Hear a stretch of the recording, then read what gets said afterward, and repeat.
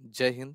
SSC GD 2024 ಎಕ್ಸಾಮಕ್ಕೆ ಸಂಬಂಧಿಸಿದ ಹಾಗೆ ಈಗಾಗಲೇ ನಿಮಗೆ ಗೊತ್ತಿರುವ ಹಾಗೆ 20 ಫೆಬ್ರವರಿಯಿಂದ SSC GDಯ ಎಕ್ಸಾಮ್ಸ್ಗಳು ಪ್ರಾರಂಭವಾಗ್ತಾ ಇದ್ದಾವೆ. ಈಗಾಗಲೇ SSC GDಯ 20 ಮತ್ತು 21 ತಾರೀಕಿಗೆ ಯಾರ್ದು ಎಕ್ಸಾಮ್ ಇದೆ ಅವ್ರದ್ದು ಅಡ್ಮಿಟ್ ಕಾರ್ಡ್ ಇರ್ತಕ್ಕಂಥದ್ದು ಅಪ್ಲೋಡ್ ಇರ್ತಕ್ಕಂಥದ್ದು ಆಗಿದೆ ಅಡ್ಮಿಟ್ ಕಾರ್ಡ್. ನೀವು ಆ ಅಡ್ಮಿಟ್ ಕಾರ್ಡನ್ನು ಡೌನ್ಲೋಡ್ ಮಾಡ್ಕೋಬಹುದು SSC ವೆಬ್ಸೈಟ್ದಲ್ಲಿ ಹೋಗಿ.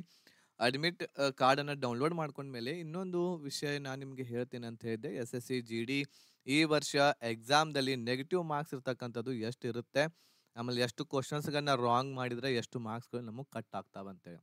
ಅದ್ರ ಬಗ್ಗೆ ಚರ್ಚೆಯನ್ನು ಮಾಡೋಣ ಈ ಒಂದು ವಿಡಿಯೋದಲ್ಲಿ.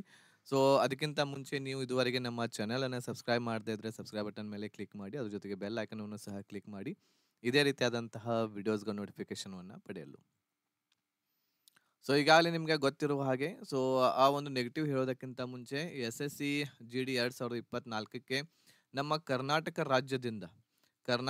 ರಾಜ್ಯದಿಂದ ಎಷ್ಟು ಅಪ್ಲಿಕೇಶನ್ಸ್ಗಳು ಇರ್ತಕ್ಕಂಥದ್ದು ಸಲ್ಲಿಕೆ ಆಗಿವೆ ಅನ್ನೋದನ್ನು ನಾನು ಒಂದು ಸ್ವಲ್ಪ ಇಲ್ಲಿ ನಿಮ್ಗೆ ಹೇಳ್ತಾ ಇದ್ದೇನೆ. ಟೋಟಲ್ ಇರ್ತಕ್ಕಂಥದ್ದು ಪುರುಷರು ಅರ್ಜಿ ಸಲ್ಲಿಸಿರುವಂಥದ್ದು 1,34,425 ಜನ ಅರ್ಜಿಯನ್ನು ಸಲ್ಲಿಸಿದ್ದಾರೆ ಈ ವರ್ಷ.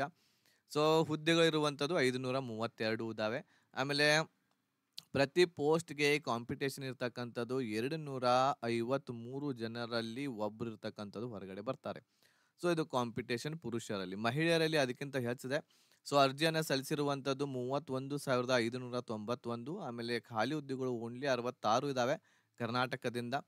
ಕಾಂಪಿಟೇಷನ್ ಇರ್ತಕ್ಕಂಥದ್ದು 479 ಜನರಲ್ಲಿ ಒಬ್ಬರು ಇರ್ತಕ್ಕಂಥದ್ದು ಆಯ್ಕೆ ಆಗ್ತಾರೆ. ಮಹಿಳೆಯರಲ್ಲಿ ಒಂದು ಸ್ವಲ್ಪ ಕಾಂಪಿಟೇಷನ್ ಹೆಚ್ಚಿದೆ ಕರ್ನಾಟಕದಿಂದ. ಟೋಟಲ್ ಆಗಿ ನೋಡೋದಾದ್ರೆ 1,66,000 ಅಪ್ಲಿಕೇಶನ್ ಅನ್ನು ಸಲ್ಲಿಸಿದ್ದಾರೆ. ಖಾಲಿ ಹುದ್ದೆಗಳು 598 ಖಾಲಿ ಹುದ್ದೆಗಳಿದಾವೆ. ಟೋಟಲ್ ಆಲ್ ಓವರ್ ನೋಡೋದಾದ್ರೆ 277 ಜನರಲ್ಲಿ ಒಬ್ಬರು ಇರ್ತಕ್ಕಂಥದ್ದು ಆಯ್ಕೆ ಆಗ್ತಾರೆ. ಆದರೆ ಮಹಿಳೆಯರಲ್ಲಿ ನಾವು ನೋಡೋದಾದರೆ ಕಾಂಪಿಟೇಷನ್ ಹೆಚ್ಚಿದೆ, 478.65 ಇದೆ. ಹಾಗಾಗಿ ಒಂದು ಸ್ವಲ್ಪ ಸ್ಟಡಿ ಇರ್ತಕ್ಕಂಥದ್ದು ಮಾಡಬೇಕು. ಕಟ್ ಆಫ್ ಇರ್ತಕ್ಕಂಥದ್ದು ನಿಮ್ಮ ಟಾರ್ಗೆಟ್ ಇರ್ತಕ್ಕಂಥದ್ದು 100+ ಇರ್ತಕ್ಕಂಥದ್ದು ಇರಬೇಕು ಈ ಸಲ. ಇಷ್ಟು ಇತ್ತು ಅಂತಂದರೆ ಖಂಡಿತ ಈ ವರ್ಷ ನಿಮ್ಮದು ಆಗುತ್ತೆ. ಆಮೇಲೆ ಹೋದ ವರ್ಷ ಹೋಲಿಸಿದ್ವಿ ಅಂತಂದರೆ 2021ರಲ್ಲಿ 1,42,000 ಚಿಲ್ಲರೆ ಹಾಕಿದ್ರು ಅಪ್ಲಿಕೇಶನು. ಆಮೇಲೆ 2022ರಲ್ಲಿ 1,18,000 ಜನ.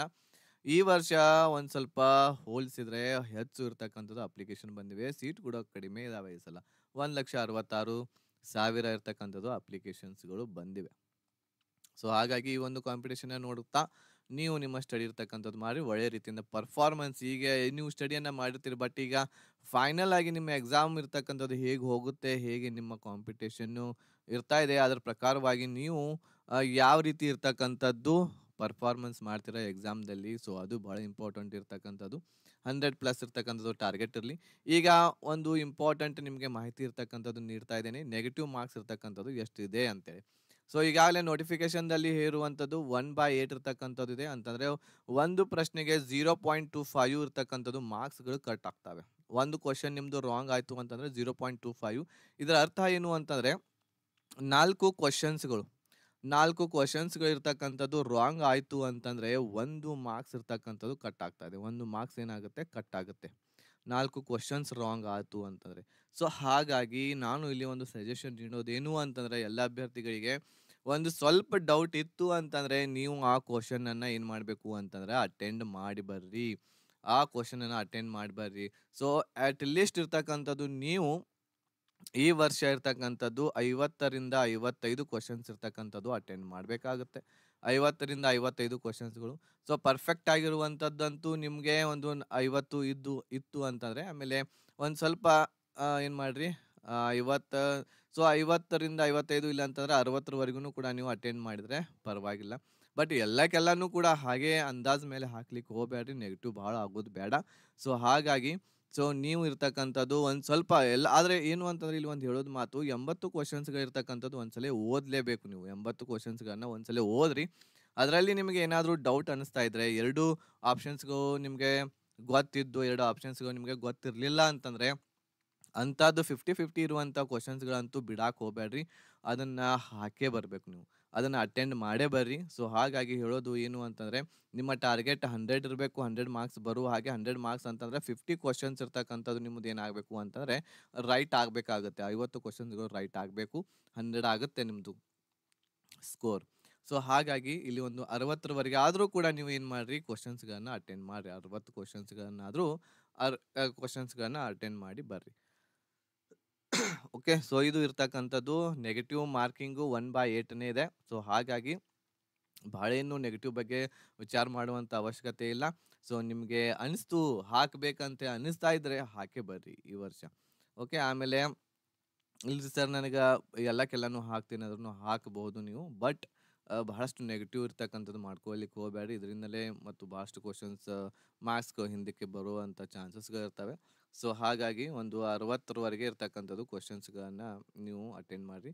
ಸೊ ಈಗ ನನಗೆ 60 ಬರ್ತಾವಪ್ಪ, 60 ಕ್ವಶನ್ಸ್ಗಳು ನನಗೆ ಬರ್ತಾವು. ಸೊ ಅವಾಗ ಏನು ಮಾಡಬೇಕು ಅಂತಂದ್ರೆ 10 ಕ್ವಶನ್ಸ್ ಇರ್ತಕ್ಕಂಥದ್ದು ಅಂದಾಜು ಹಾಕ್ರಿ. 10 ಕ್ವಶನ್ಸ್ ಇರ್ತಕ್ಕಂಥದ್ದು ಏನು ಮಾಡಿರಿ, ಅಂದಾಜು ಹಾಕ್ರಿ.